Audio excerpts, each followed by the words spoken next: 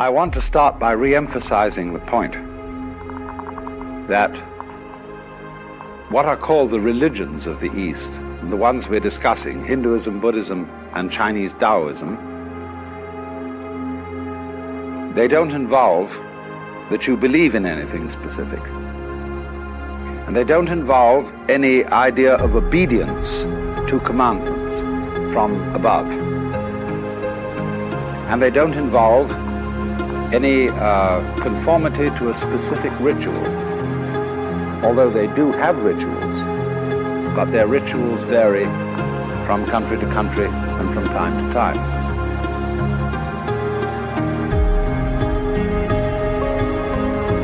Their objective is always not ideas, not doctrines, but a method for the transformation of consciousness. That is to say, for a transformation of your sensation of who you are. And I emphasize the word sensation because it's the strongest word we have for feeling directly. When you put your hand on the corner of the table, you have a very definite feeling. And when you are aware of existing, you also have a definite feeling.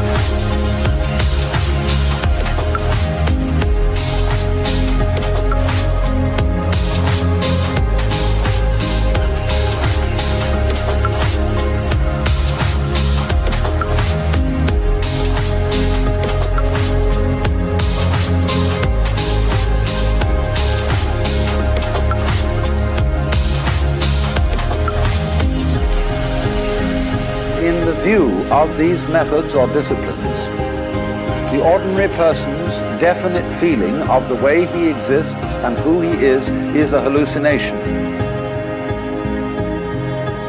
To feel yourself as a separate ego, a source of action and awareness that is entirely separate and independent from the rest of the world, somehow locked up inside a bag of skin, is seen as a hallucination.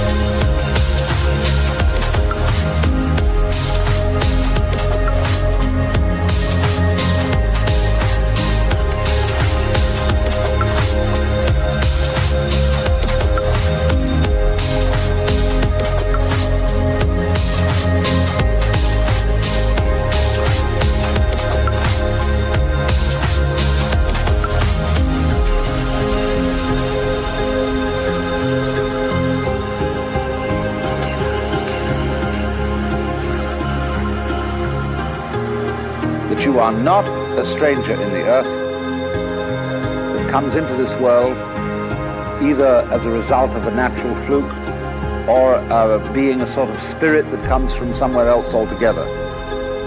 But that you, in your fundamental existence, you are the total energy that constitutes this universe.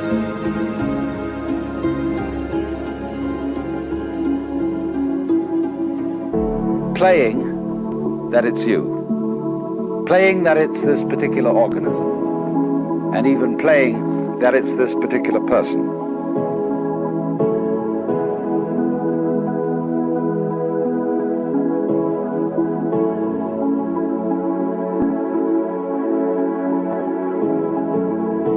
Because the fundamental game of the world is a game of hide and seek. That is to say that the colossal reality, the energy that is everything, that is a unitary energy, that is one, plays at being many.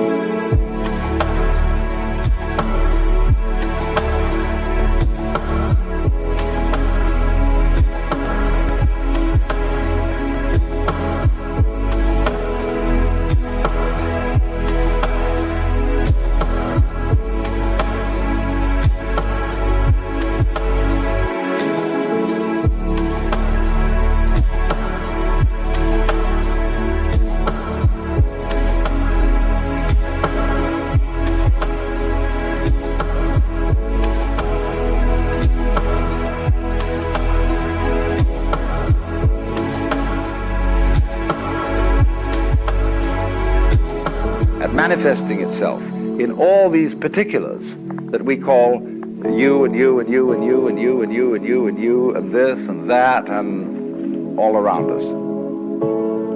And it's fundamentally a game.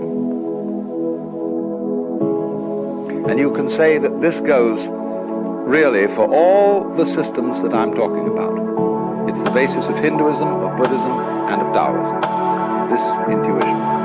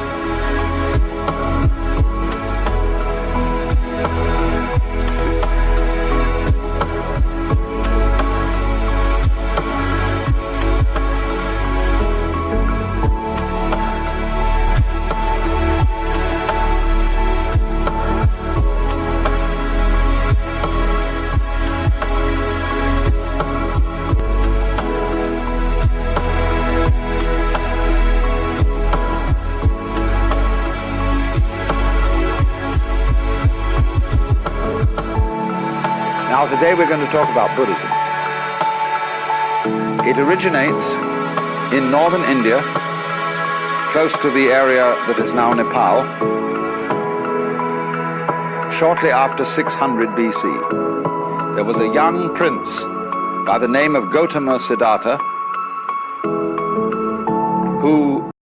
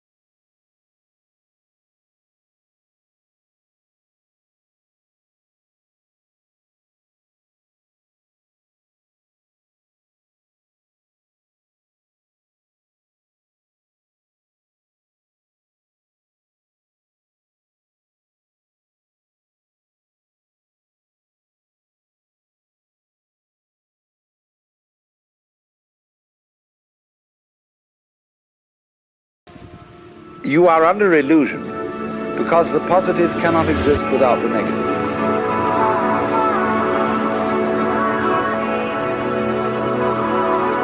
To be, you only know what to be is by contrast with not to be. So if we say, now, there is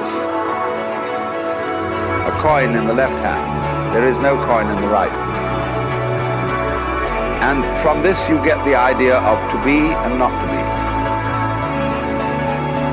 And you can't have the one without the other.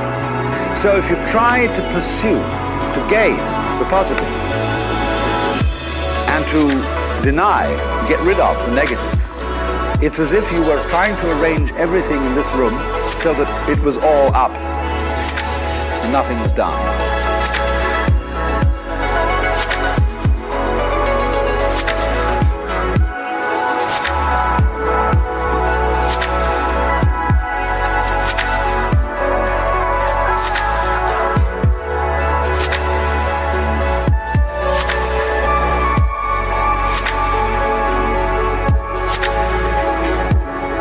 You can't do it. You set yourself an absolutely insoluble problem. Because the basis of life is spectrum. I'll consider the spectrum of colors. When you think of a spectrum, in what form do you think of it? Most people think of it as a ribbon, with red at one end and purple at the other. But the spectrum is actually a circle. Because purple is the mixture of red and blue. It goes right round.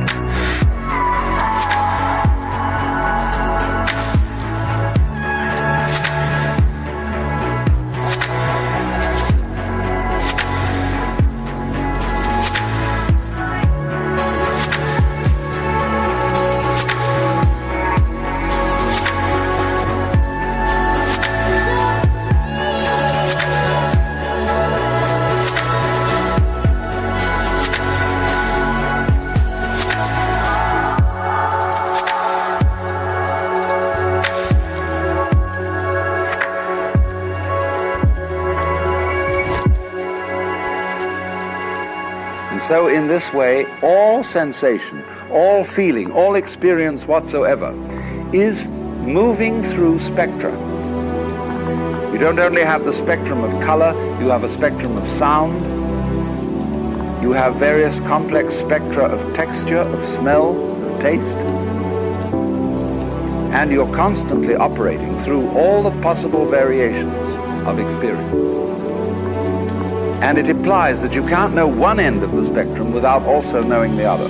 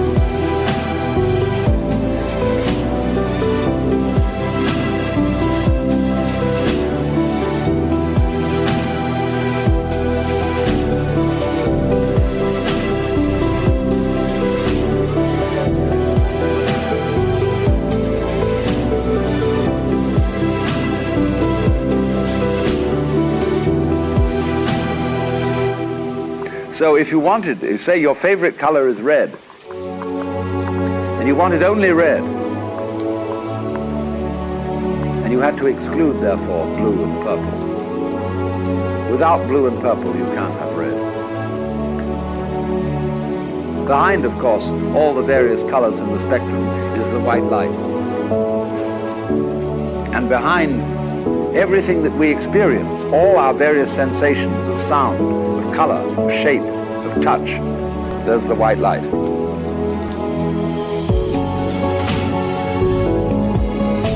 And I'm using the phrase, the white light, rather symbolically. I don't mean it literally.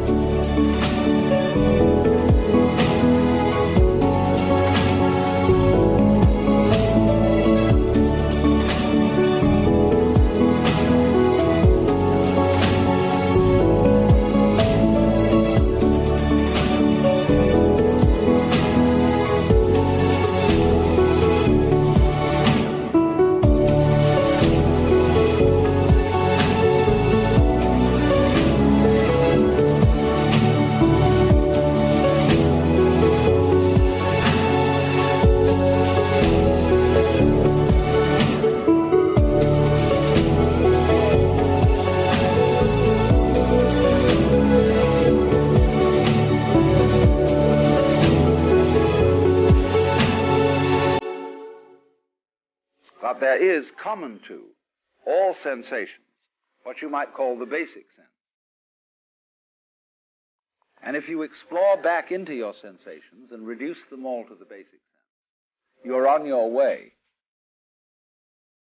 to reality, to what underlies everything, to what is the ground of being, the basic energy.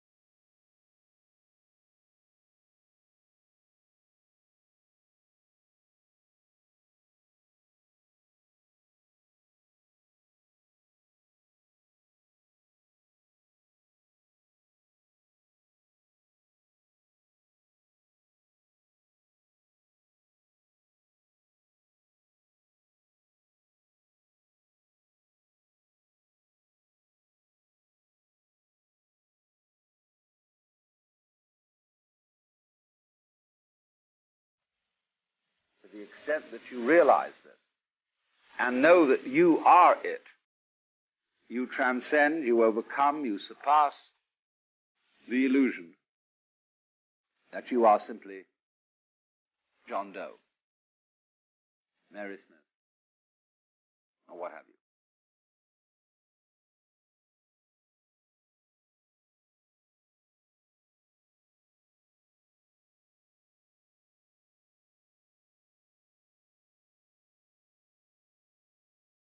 So then, the Buddha, as the man who woke up, is regarded as one Buddha among a potentiality of myriads of Buddhas. Everybody can be a Buddha. Everybody has in himself the capacity to wake up from the illusion of being simply this separate individual.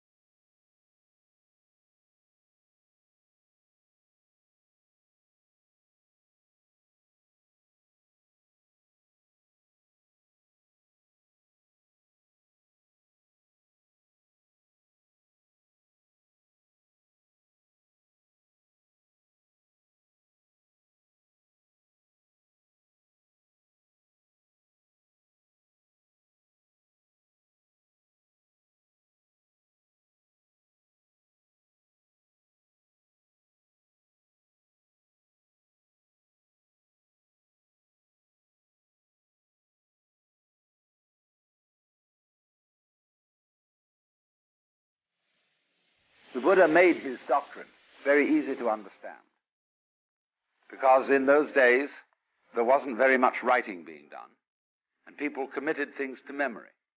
And so he put his doctrine or method in various formulae, which are very easy to remember, and I'm going to explain it in those terms so that you can remember it just as well.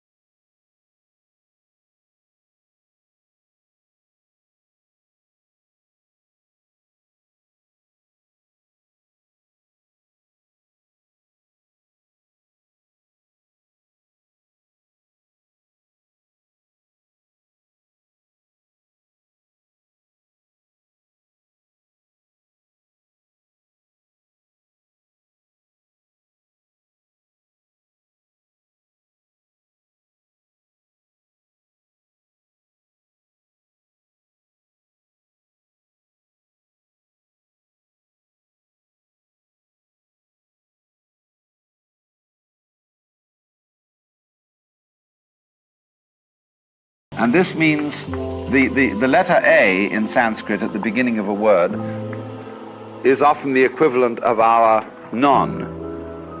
So nitya means permanent.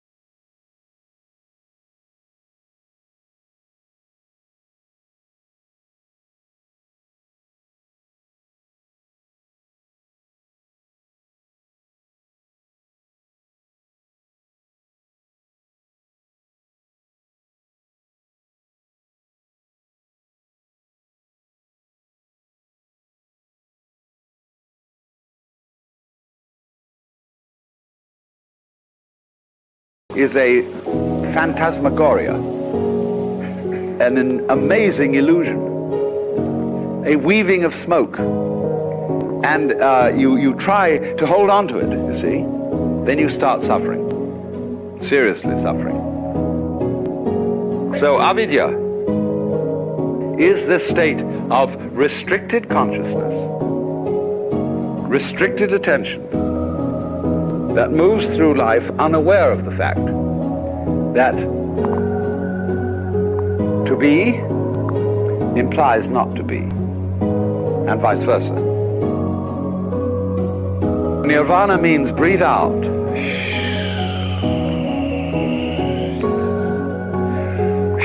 What a relief that was. The sigh of relief. Let it go, because it will come back to you if you let it go.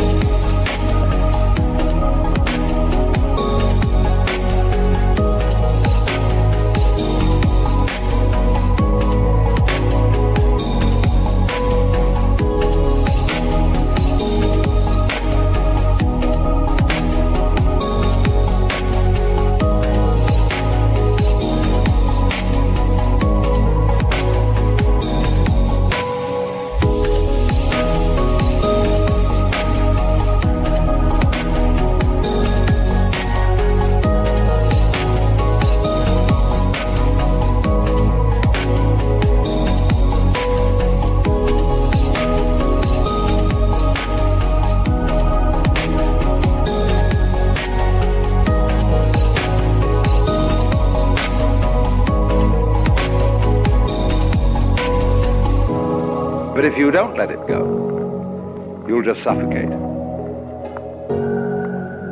So a person in the state of nirvana is what we might call a blown out person. Like blow your mind. Let go. Don't cling. And then you're in the state of nirvana.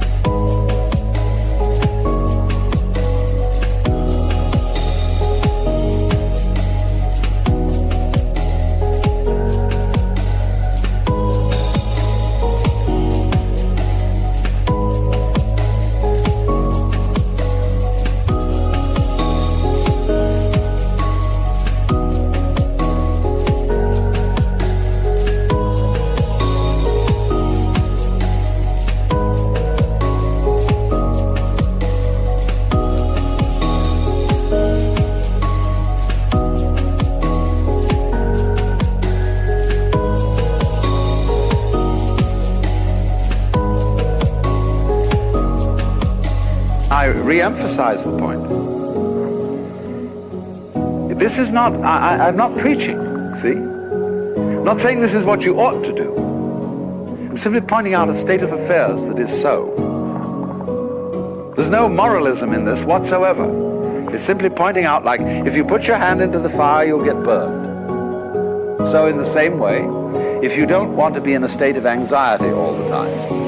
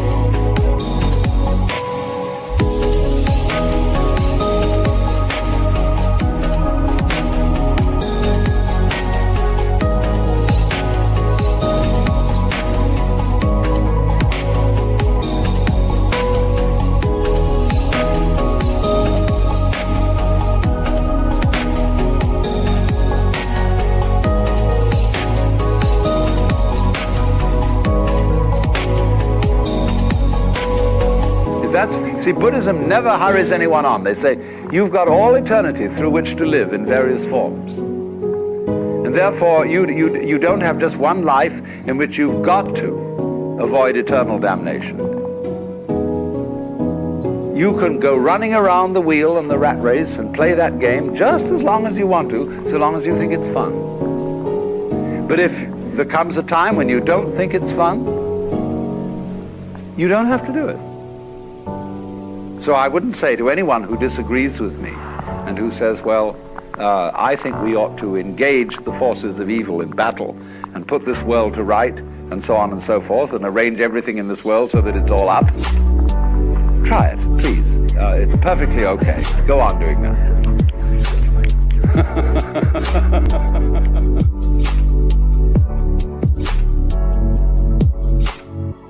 But if you see that it's futile, then you can let go. Don't try to cling. Relax. And if you do that, you're in the state of nirvana. And you become a Buddha. And of course it means that you become a rather astonishing person.